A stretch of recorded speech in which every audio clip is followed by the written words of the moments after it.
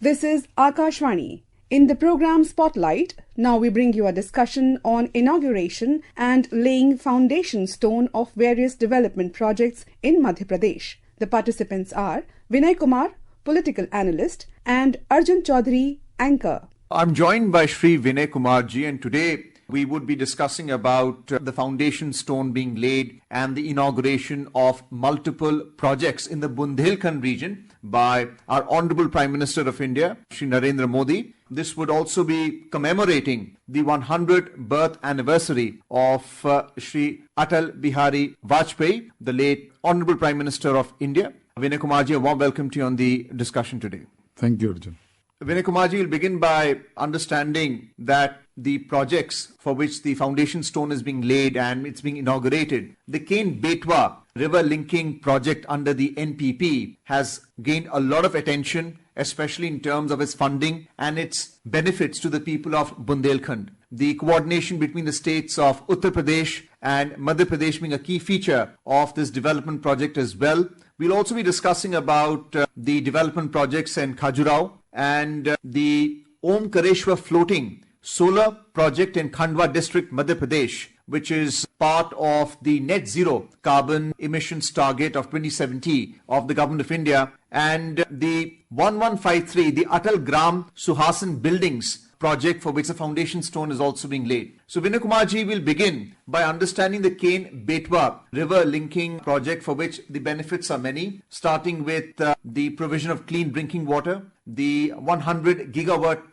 hydropower green energy, employment benefits to the people of the rural economy. What has led to this? Could you take us back to 2002 under the chairmanship of Suresh Prabhuji, and of course a dream of our Honorable late Prime Minister of India, Shri Atal Bihari Vajpayee? This project was conceptualized and dreamt of by former Prime Minister Atal Bihari Vajpayee when in 2002 there were famine-like conditions in Madhya Pradesh area, Bundelkhand. So Atalji thought that if there is a technique or there is a provision of, or there is a possibility of linking two small rivers like Ken and Betwa, which pass through Panna Tiger Reserve, that rich wildlife area in Madhya Pradesh, and Bundelkhand region also falls there, which is very water deprived and which lags far behind in development indices as compared to other districts in Madhya Pradesh and the neighboring Uttar Pradesh. So this thought led to a task force, formation of a task force, which was led by Shri Suresh Prabhu at that time. And then after that, the governments changed and this national interlinking of river project, so as to say, fell on the back burner. So it was revived and feasibility studies were undertaken, and all the legal hurdles as involving the two states, Uttar Pradesh and Madhya Pradesh, those are sorted out. I think among all the projects on which Prime Minister Modi laid foundation stones today, the most important, I think, is the Ken-Betwa interlinking river project, which also involves construction of Daudhan Dam and bringing water from one parched area to the another and benefiting farmers, to a large number of farmers, and bringing even drinking water facilities to the villages, a large number of them. The project aims to irrigate nearly 8.11 lakh hectares across 10 districts of Madhya Pradesh, which include Chhatarpur, Panna and Tikamgarh, and stabilize irrigation for an additional 1.92 lakh hectares in Uttar Pradesh. So I think in terms of benefits to the common people, to the villagers and to the farmers, this is a far, far more important and significant project, which will be the first river link project, Ken-Betwa, if it comes through in time, and it will involve an expenditure of nearly 44,000 crores. So it's a mega project, I will say. And if India succeeds in this and the government succeeds, both UP and Madhya Pradesh governments, they coordinate in a smoother manner, in a much, much better way. I think the common people in these villages and districts stand to benefit hugely in terms of their livelihood, in terms of availability of employment, job opportunities, and as well as their living standards. We're also talking about the construction of a canal, which is more than 200 kilometers long.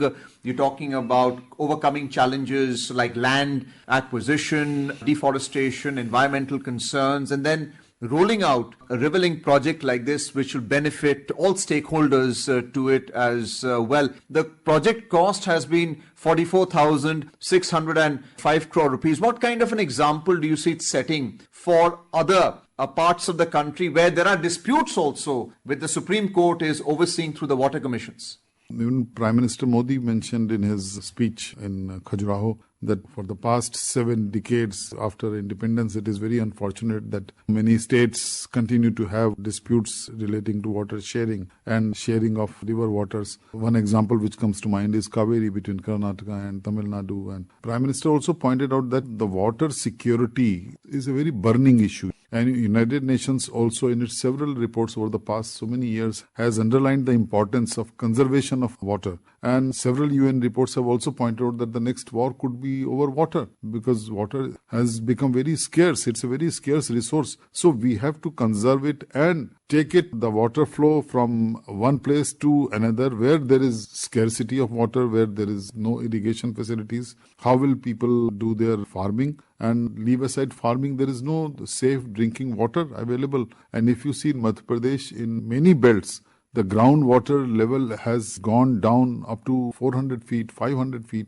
It is not possible for motors and pipelines to pump out water from such great depths. So it makes a lot of sense to have these two tributaries of Yamuna being interlinked and taking the water supply through canals, through tunnels from one place to another. And we have seen one example of Narmada Canal in Gujarat, which Prime Minister Modi also made a mention in his speech that he comes from a state, Gujarat, which is water scarcity, where people have experienced Sardar Sarovar project, which faced a lot of delay and a lot of protests. But Narmada Canal has changed the lives of people in Gujarat, in Saurashtra region, which is parched, and in Rajasthan also. So in the similar manner, Uttar Pradesh and the neighboring Madhya Pradesh, the much larger part will be in Madhya Pradesh of this project. But people of Uttar Pradesh also stand to gain in the Bundelkhand region in Madhya Pradesh. Vinay Kumar ji, there's also the twin benefit apart from water security, which is hydropower, and 100 megawatt is estimated to be generated through this dam and canal system that the government has built through this link project. And of course, we'll discuss about the solar floating power project as well. What are the challenges you see when it comes to a mega project like this, where you're interlinking while at the same time you're drawing power as well?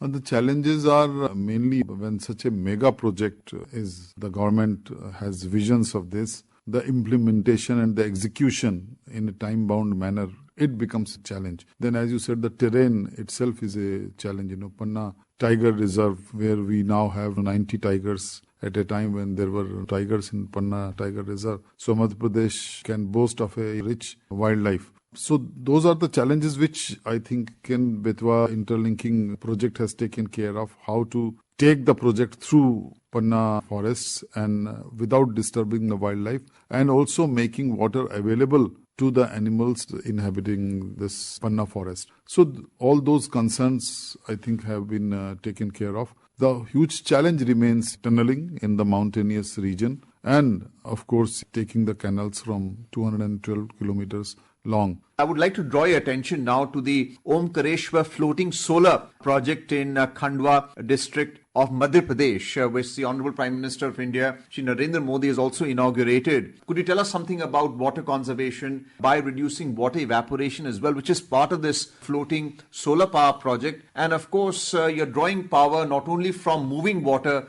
but also from the sun. That is what PM Modi pointed out in his remarks when he said that this is the country's first such project, Omkareshwar Floating Solar Project, OFSP, which will take in the second phase, it will have, the first phase is already there, and the second phase will have 240 megawatt production. We all know that hydro energy and the solar energy, solar power, both these sources provide us clean power from these sources. So this is the first such floating solar project, and India as being in the lead of International Solar Alliance. So the stress is on, as you said, reducing that carbon footprint and providing clean energy, green energy to the people. So it's a step in that direction, and it will change the lives of people living in that Bundelkhand region and making surplus power available to these regions. So not only is access or the creation of resources for the people of Bundelkhand important to Uttar Pradesh and Madhya Pradesh, but we're also talking about a governance model which is sustainable for the region as well. That's part of the overall development of Parivartan, as we like to call it. So 1153 Atal Gram Suhasan buildings, for which the foundation stone has also been laid by our Honorable Prime Minister. This is for the proper conduct and working of Gram Panchayats, governance at the local level. Could you tell us something for the benefit of our listeners, what this actually is all about? This was on the initiative of Prime Minister Modi that 25th December, birth anniversary of former Prime Minister Atal Bihari Vajpayee, is now celebrated as Good Governance Day. So as part of that initiative, Prime Minister performed Bhumi Pujan for 1153 Atal Gram Sushasan Bhavans, which are designed to enhance local governance infrastructure. And these panchayat buildings, which are valued at rupees 438 crores nearly, are part of a larger effort to provide modern facilities in nearly 2,500 gram panchayats across the state in Madhya Pradesh. Because at the ground level, if you see, providing infrastructure, governance infrastructure, we also have this multi-tier system of governance. We have at the grassroots, we have panchayat. Then we have block level bodies. Then we have district level bodies. So the panchayat level bodies are the ones which provide governance structure in the villages. And we also know this Mahatma Gandhi Narega National Rural Employment Guarantee Scheme, which has been a very ambitious project of all the governments, all the previous governments as well, and the NDA government led by BJP. So it provides employment to the rural people, guarantees employment for a certain number of days in a year. To govern all these structures and to facilitate governance system, I think this Sushasan Bhavans, these buildings, will provide the necessary infrastructure to the local people at the panchayat level, which is a very welcome step by the government. So the mega projects are being rolled out under the current administration of the Honorable Prime Minister of India, Shri Narendra Modi. But could you tell us something about the legacy of the late Shri Atal Bihari Vajpayee, former Prime Minister of India? Atalji's vision, everyone knows the BJP's vision is taking the development to the last mile, which both Prime Minister Vajpayee and taking this forward Prime Minister Modi's current government. And since 2014, as Prime Minister Modi has been in power, his main focus has been to strengthen the programs, to roll out the new programs, basically of infrastructure, and what Atalji used to lay great emphasis on, and taking such projects which like interlinking of rivers, which was a dream project of Atal Bihari Vajpayee. Similarly, in urban infrastructure, providing urban facilities in rural areas, that was the vision of our late President, Dr. APJ Abdul Kalam, during Atal Bihari Vajpayee's government. So on all these projects, the current government has provided a greater thrust towards that, and PM Modi has been very keen on personally monitoring at the Prime Minister's office level implementation of these projects. So BJP had been, right from former Prime Minister Atal Bihari Vajpayee's time and period, very keen on taking this development, and the theme of the current government is also coined to suit that. So I think all in all, this is a befitting tribute to former Prime Minister Atal Bihari Vajpayee on his 100th birth anniversary, that such multiple development projects and programs where we have mega projects, we have smaller projects, we have clean energy projects, good governance projects are rolled out on this day. Vinay Kumarji, thank you so much for being with us on Akashvani and explaining to our listeners the challenges of the mega projects for which our Honorable Prime Minister, Shri Narendra Modi, has visited Madhya Pradesh today to inaugurate and lay the foundation stone of multiple projects in the Bundelkhand region. Thank you so much. Thank you, Arjun. You were listening to a discussion on inauguration and laying foundation stone of various development projects in Madhya Pradesh. The participants were Vinay Kumar, political analyst, and Arjun Chaudhuri, anchor. This program was produced and presented by the News Services Division of Akashvani. You can listen to it on our mobile app News on AIR.